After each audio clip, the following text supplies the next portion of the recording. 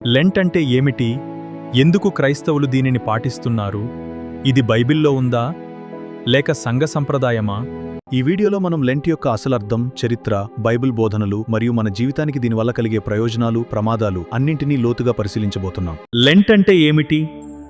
Lent అనేది ఈస్టర్కు ముందు వచ్చే 40 రోజుల ఆధ్యాత్మిక కాలం, ఆదివారాలు తప్పించి. ఈ సమయంలో క్రైస్తవులు పశ్చాత్తాపపడతారు, ప్రార్థిస్తారు, ఉపవాసం ఉంటారు, యేసుక్రీస్తు బాధలను జ్ఞాపకం చేసుకుంటారు. ఈ 40 రోజుల ప్రాముఖ్యత: యేసు అరణ్యంలో 40 రోజులు ఉపవాసం, ఇశ్రాయేలీలు అరణ్యంలో 40 సంవత్సరాలు, మోషే సీనాయి కొండపై 40 రోజులు. క్రైస్తవులు లెంట్ ఎందుకు పాటిస్తారు? 1. యేసును అనుసరించడానికి. 2. పశ్చాత్తాపం కోసం. 3. ఈస్టర్కు సిద్ధం కావడానికి. లెంట్ ఎలా ప్రారంభమైంది?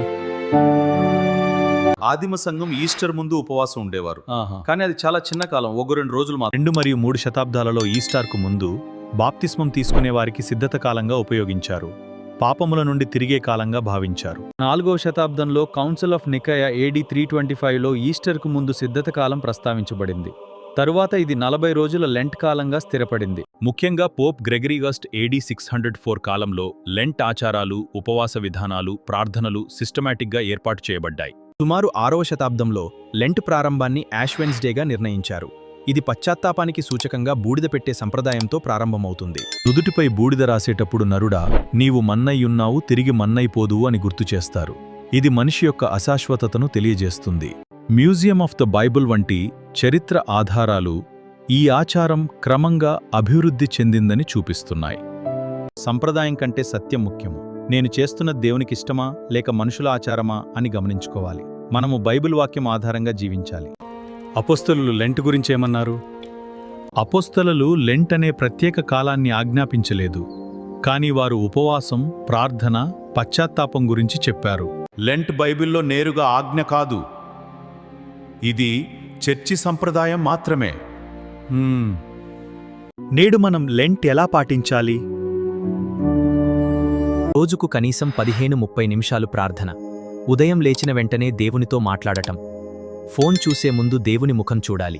కనీసం వారానికి ఒక రోజు ఉపవాసం ఉండండి. లేదా సోషల్ మీడియా, సినిమాలు, టైం వేస్ట్ తగ్గించండి. ఆ సమయాన్ని దేవునికి ఇవ్వండి. ప్రతి రాత్రి ఈరోజు మనము చేసిన తప్పులేమిటో వెంటనే దేవుని దగ్గరకొచ్చి ఒప్పుకోవాలి. అదే తప్పు మళ్లీ చేయకుండా నిర్ణయం తీసుకోవాలి. రోజుకు కనీసం 1 అధ్యాయం బైబిల్ చదవాలి. యేసు జీవితంపై ధ్యానం చేయాలి. చదివినది జీవితంలో అమలు చేయాలి. ప్రతి వారం ఒక మంచి పని చేయండి. పేదవారికి సహాయం చేయండి.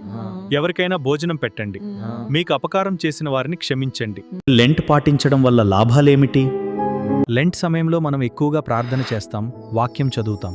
దీనివల్ల దేవునితో మన సంబంధం గాఢమవుతుంది. మన హృదయం దేవుని వైపు తిరుగుతుంది. ఉపవాసం మరియు కొన్ని అలవాట్లను విడిచిపెట్టడం ద్వారా మన కోరికలను నియంత్రించడం నేర్చుకుంటాం. ఇది మన ఆత్మీయ జీవితాన్ని బలపరుస్తుంది. లెంట్ సమయంలో యేసు బాధలను, శిలువ త్యాగాన్ని ధ్యానం చేస్తాం. దీనివల్ల ఆయన ప్రేమ ఎంత గొప్పదో మనకు లోతుగా అర్థమవుతుంది. లెంట్ మన జీవితాన్ని మారుస్తుంది, దేవునితో దగ్గర చేస్తుంది, మనల్ని నియంత్రణలో ఉంచుతుంది, యేసు ప్రేమను లోతుగా అర్థం చేసుకునేలా చేస్తుంది. లెంట్ పాటించడంలో నష్టాలు లేదా ప్రమాదాలు ఏమిటి? లెంట్ను కేవలం సంప్రదాయం కోసం మాత్రమే పాటిస్తే అది దేవునికి ఇష్టం కాదు.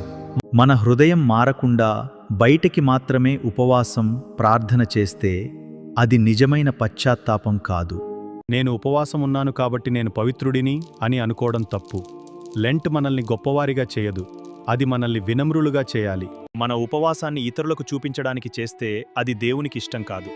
దేవుని కోసం చేయాల్సింది, మనుషుల ప్రశంస కోసం కాకూడదు. రక్షణ యేసుక్రీస్తు కృప వల్ల వస్తుంది, కానీ మన ఉపవాసం, ఆచారాల వల్ల కాదు. లెంట్ అనేది రక్షణ కోసం కాదు, రక్షణ పొందిన మనిషి దేవునికి దగ్గరవడానికి. లెంట్ను సరిగా పాటించాలంటే హృదయంతో చేయాలి, వినమ్రతతో చేయాలి, దేవుని మహిమ కోసం చేయాలి.